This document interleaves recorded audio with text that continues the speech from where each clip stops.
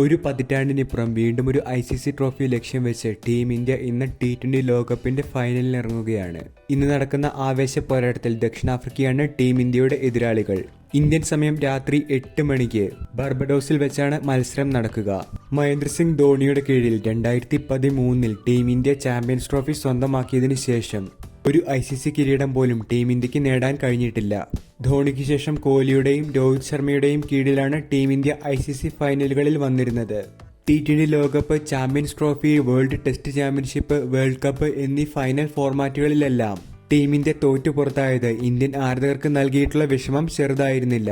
അതുകൊണ്ട് തന്നെ ഇനിയൊരു ICC ഫൈനലിലുള്ള തോൽവി ഇന്ത്യൻ ആരാധകരെ സംബന്ധിച്ച് താങ്ങാവുന്നതിനും അപ്പുറമാണ്.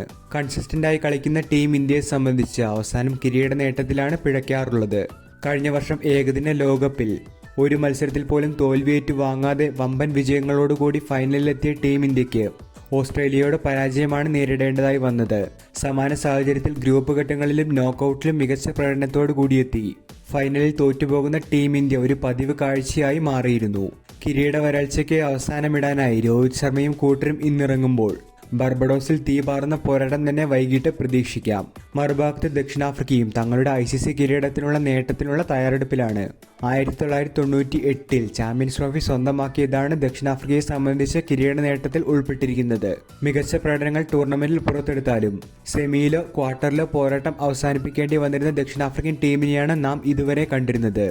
ഷോൺ പൊള്ളാക്കിന്റെയും ഗ്രെയിം സ്മിത്തിന്റെയും ABD വില്ലേഴ്സിന്റെയും എല്ലാം കീഴിൽ ഒരു ICC ഫൈനലിലേക്ക് എത്താൻ പോലും ദക്ഷിണാഫ്രിക്കയെ കഴിഞ്ഞിരുന്നില്ല.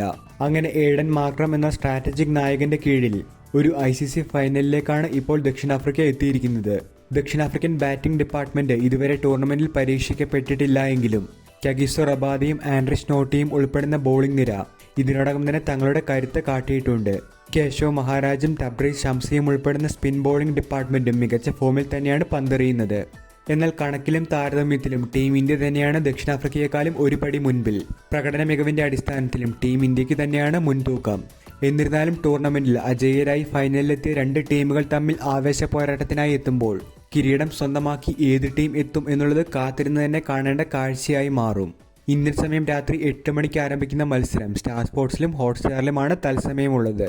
തീപാറുന്ന ആവേശ പോരാട്ടത്തിനായി കാത്തിരിക്കാം. പതിറ്റാണ്ടുകൾക്കിപ്പുറം ഇന്ത്യൻ ആരാധകർ കാത്തിരുന്ന ആ ഒരു കിരീട നേട്ടം ഇന്ന് രോഹിത് ശർമ്മയുടെ കീഴിൽ ടീം ഇന്ത്യ സ്വന്തമാക്കുമെന്ന് തന്നെ നമുക്ക് പ്രതീക്ഷിക്കാം.